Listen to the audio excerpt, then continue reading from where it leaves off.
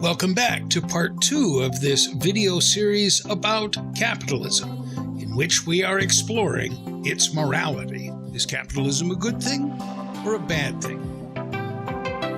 In part 1 of this series, we learned that for thousands of years, people believed that the amount of wealth in the world was fixed.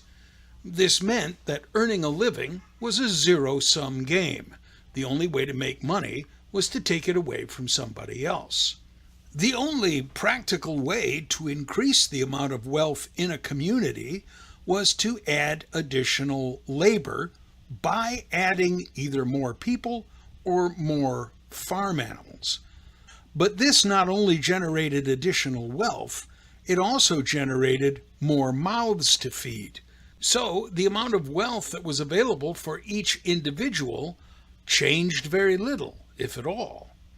It wasn't until the 16th century that people finally figured out how to grow an economy without having to make similar changes in the size of the population. They invented a system that today is called capitalism, and it has been instrumental in lifting millions of people out of poverty all over the world. For this reason, most people think of capitalism as being a very good thing. But recently, some people have been learning how to manipulate the capitalist system so that most of the wealth that gets generated winds up in the pockets of a relatively small number of people. Now, understanding how this works is going to be a little bit complicated, and there will be some math involved. But to get started, let's revisit the story that we began telling in part 1. And see how Mo is able to earn far more money than his brothers by manipulating the rules of the capitalist system. In this example, we'll see what happens when Mo's shoe factory causes the economy to grow, so his brothers, Larry, Curly, and Shemp, are all able to earn money by working in Mo's factory. But this time, let's take a closer look at how much money Mo is going to earn. Now, when we walked through this scenario, we mentioned that Mo made a bit more money than his brothers, because he was the one, after all, who owned the factory. But how much more should he make? Well, to answer that question, let's look at a few examples. Imagine for a moment that there was a town that had 25 people in it, and everybody in the town had $100. That means that the total amount of wealth in our little town is $2,500. That's the size of the town's economy, and each villager owns an equal share, or in this case, 4% of the total. Now, if Mo's company does really well, we've seen that that will make the economy grow. Let's suppose that the economy does exactly that, and after a while, the total amount of wealth in the town doubles. That means that the town's economy will have grown by $2,500, so the total size of the economy is now $5,000. Who should get that money?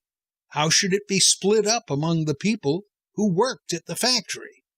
Well, one way to split it up would be to divide the $2,500 equally among everybody, so that every person, including Mo, would earn $100 for having participated in the growth of the economy. That means that everybody would now have $200 instead of the $100 that they started with. But when this was proposed, Mo complained that it wasn't fair. After all, building the factory and paying for it had meant taking a big risk. He should benefit more than anybody else from the growth in the economy that the factory had produced. Well, the townspeople talked it over, and they decided that everybody would take $1 out of the $100 that they had received from growing the economy and give that dollar to Mo. That meant that instead of getting $100 for growing the economy, each villager got $99. And since they all had $100 to start with, each villager would wind up with a total of $199. Mo, on the other hand, received $100 from the growth in the economy, plus $1 from each of the other 24 villagers. So his payment was a total of $124. And if you add in the $100 that he had started with, that meant that Mo wound up with a total of $224. Now, if you do the math, you'll find that each villager now owned just a hair under 4% of the wealth in town, while Mo now owns 4.5%. Now, that made Mo wealthier than anybody else in town, but it wasn't enough to make a huge difference in his lifestyle. Maybe he could now buy a nicer car, but that's pretty much it. So, when he continued to complain that he ought to have more, everybody said, look, instead of giving Mo an extra $1, let's give him an extra $10 for building the factory. Now that made Mo a wealthy man. It gave him an 8.8% share of the economy, more than double what anybody else had. It meant not only could he buy a nicer car, he could also buy a bigger house. And yet he still wasn't satisfied. So now, suppose he went back to the villagers and demanded not $10, but $20 out of each person's share of the growth. Well, if you do the numbers, that would make him nearly 4 times as rich as anybody else. Is $20 fair? Does Mo deserve that much? What do you think? Well, what if Mo asked for $75, leaving just $25 for everybody else? Now that would make Mo fabulously wealthy. Everybody else would end up owning just 2.5% of the economy, but Mo would wind up with a whopping 40%. Does that seem like a lot? Is it too much? Is it unfair? Well, whether it's fair or not, that's pretty much where we are in the United States of America today. According to a federal survey of consumer finances, the wealthiest 1% of American households now own 40% of the country's wealth. To look at this another way, suppose that America's land mass were divided up among us the way that our wealth is currently divided. Then the wealthiest people in the whole country, the richest 1% of us, would own 40% of the land. If you added in the land that would be owned by the next richest 9% of us, those two groups alone, the top 10%, would own more than half of the land in the whole country.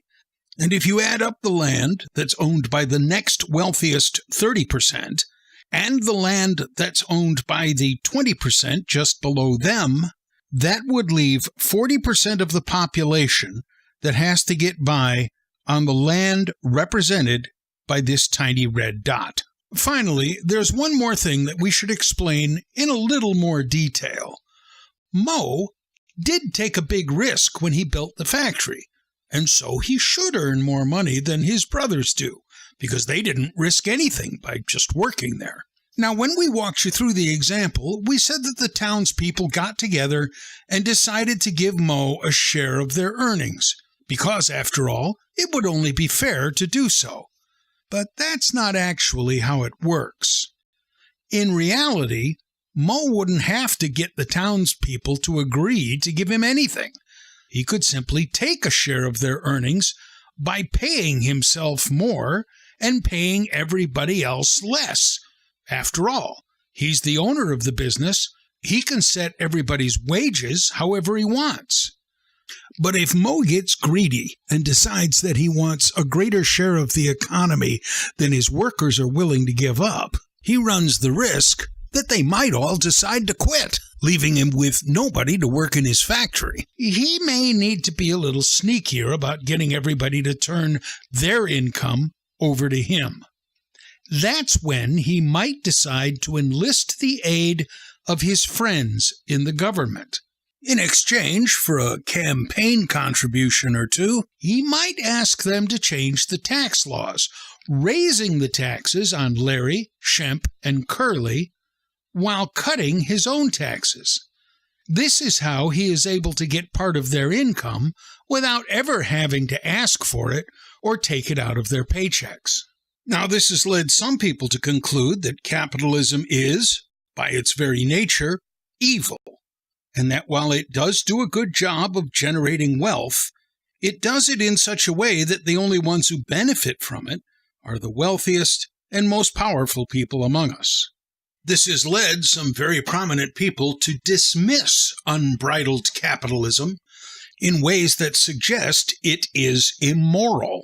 Such statements invariably led to counterattacks by the proponents of capitalism, some of whom insist that anybody who is against capitalism must be a Marxist. So how do capitalism's critics respond to the ideas that we discussed in part 1 of this series?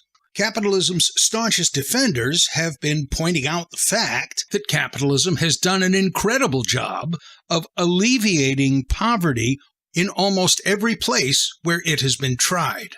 That's why most of capitalism's worst critics are not Marxists. It's not capitalism that they oppose, it's the abuse of capitalism.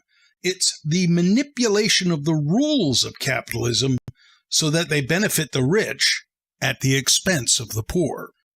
And what Pope Francis described as the dung of the devil was not the kind of classical capitalism that we discussed in part 1 of this video series.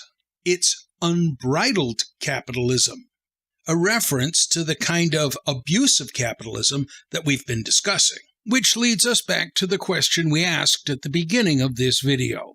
Is capitalism good or evil? Is it something that Jesus would have approved of or not? Ultimately, capitalism is just a tool, and like any tool, it can be used for good or for evil. Now, in all of human history, no better tool has been found for generating wealth, and as we've seen, that wealth can be used to provide people with jobs so that they can earn money as well. But has capitalism really put a harness on greed, as some people say? Well, it does give people like Mo an incentive to create wealth for themselves, and in so doing, create opportunities for other people to earn wealth for themselves. But capitalism, in and of itself, has no safeguards to prevent people like Mo from taking a part of that share for themselves. Now, without some kind of law or government regulation to keep that from happening, capitalism can easily metastasize into a system in which some people get rich by stealing from others, just like they used to do when Jesus spoke about trying to shove a camel through the eye of a needle.